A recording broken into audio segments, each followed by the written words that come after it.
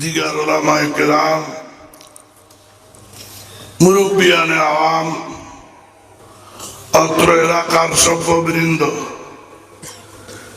বিশেষ করে আমার রুহানি সন্তানগণ, আল্লাহ তাবারক তাআলার দরবারে জানাই অসংখ্য শুকর ও সুজুদ যে আল্লাহ পাক এই ঝুমঝুমে অন্ধকার কনকনে শীত এর মধ্যেও আমাদেরকে সিলেকশন করে নমিনেশন করে পরীক্ষা নিরীক্ষা করে যাচুনি বাছুনি করে দিনী পরিবেশে আসার এবং বসার তৌফিক দান করেছেন। আলহামদুলিল্লাহ সুম্মা আলহামদুলিল্লাহ। এর দ্বারা বোঝা গেল আল্লাহ পাক আপনাকে আমাকে ভালোবাসেন। শুধু আল্লাহ পাক ভালোবাসেন না, আমরাও আল্লাহকে ভালোবাসি। যদি আল্লাহকে আমরা ভালো না বাসতাম, এই কনকনে শীতের মধ্যে এখন থাকতাম ল্যাপের মধ্যে, ল্যাপ গায়ে দিয়ে শুয়ে থাকতাম বা টিভির সম্মুখে থাকতাম। কিন্তু এই দিনই পরিবেশে কেন আসলাম? আমাদের উভয়ের মধ্যেই ভালোবাসা আছে। আল্লাহ আমাদেরকে ভালোবাসেন, আমরাও আল্লাহকে ভালোবাসি। ভালোবাসা পেতে যদি মনে করো আশা, আল্লাহর শানে প্রাণপণে করো ভালোবাসা।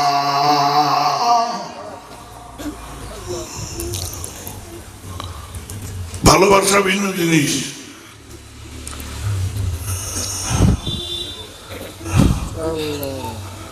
ভালোবাসা আলাদা বস্তু। मोहब्बत का रसीद इसका लगी है, वही समझे मोहब्बत क्या चीज है। मोहब्बतेर रस्सी जार गलाय लेगेছে সে বুঝতেছে মোহাব্বত কি বস্তু।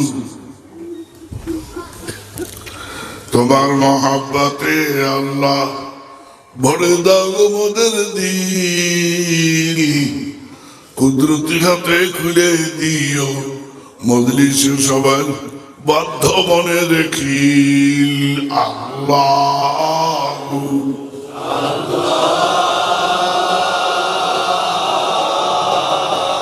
আল্লাহ আল্লাহ আল্লাহ আল্লাহ আল্লাহ।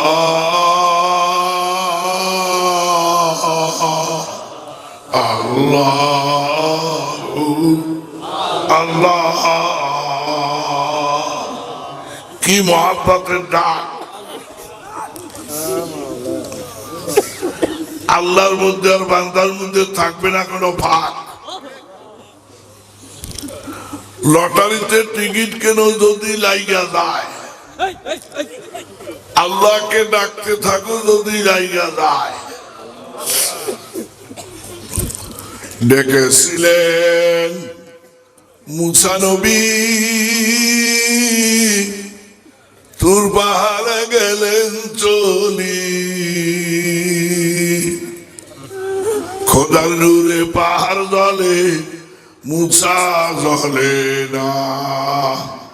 আশেক মাসুকের বাবা এমনি নিশানা। এসকে জানো তুরে আমদ আশেকা, তুরে মস্ত খর্রা মুসা সায়েকা। জালাহু দাক্কা ওয়া খর্রা মুসা সায়েকা।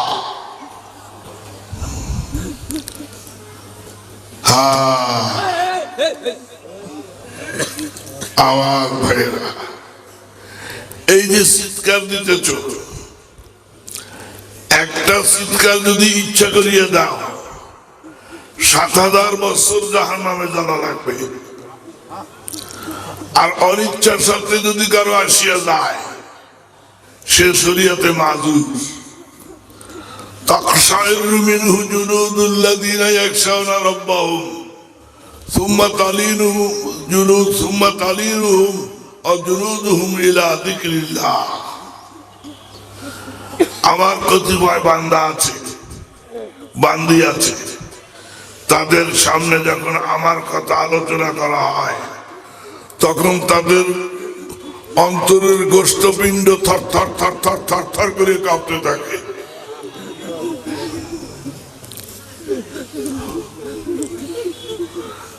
আল্লাহ,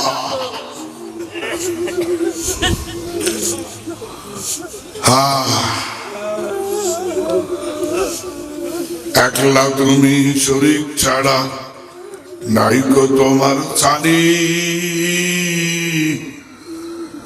রাখো মারো তুমি পারো যোগাও দানা পানি। আল্লাহ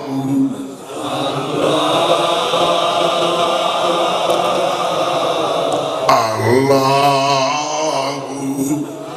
আল্লাহ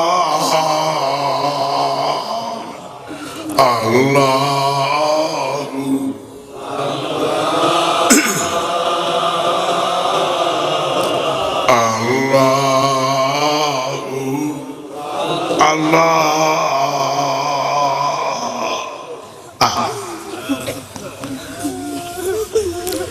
রাবিয়া বস্তির বাড়িতে একবার চোর ঢুকলো, চোরে চুরি করতে ঢুকলো রাবিয়া বস্তির বাড়ি। গরিব মহিলা, দরিদ্র মহিলা, প্রাথমিক অবস্থাতে একজন দাসী ছিল। তার আজাদ হওয়ার লক্ষণ হলো এইরকম, দিনের বেলায় দাসীগিরি করতেন আর রাত্রির বেলায় আল্লাহর ইবাদতে মগ্ন থাকতেন। সুবহানাল্লাহ, পয়সা লাগছে একবার সুবহানাল্লাহ বলছি, 700 নেকির মালিক হয়ে গেছি।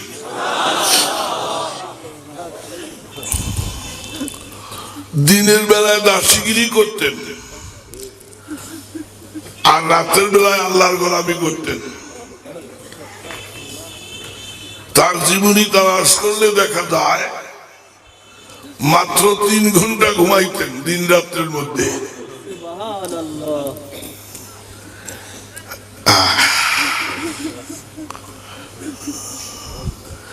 রাবিয়ার মনি বর্ণনা করেন যে আমি একদিন আমার বিছানায় শুয়ে রয়েছি, শুনি আমার পাশের রুমে কান্নার আওয়াজ। রাবিয়া কান্দে, মনে করছি আমার বিরুদ্ধে আল্লাহর কাছে রাবিয়া কোনো অভিযোগ দেয় নাকি আমার। তাই আমি ভালো করিয়া মনোযোগের সাথে শুনতেছি। রাবিয়া বলতেছে, মাবুদ মাইনে তুঝকো দিল দিয়া থা, तूने मुझको क्या दिया, तेज सुरी लेकर मेरी दिल टुकड़ा टुकड़ा कर दिया, दिलम बर्दी बदिलदारी न कर दी, गमम दादी व गमखारी न कर दी। মাবুদ তুমি যে আমাকে ভালোবাসো, সেই ভালোবাসার ওসিলা দিয়া বলতেছি আমার সমস্ত ইবাদত তুমি কবুল করিয়ে নাও। রাবিয়ার মনি বলতেছে, রাবিয়া তোমার কান্না শুনিয়া তো আবার ঘুম ভেঙে গেছে, তো তোমার দোয়া কিন্তু হয় না।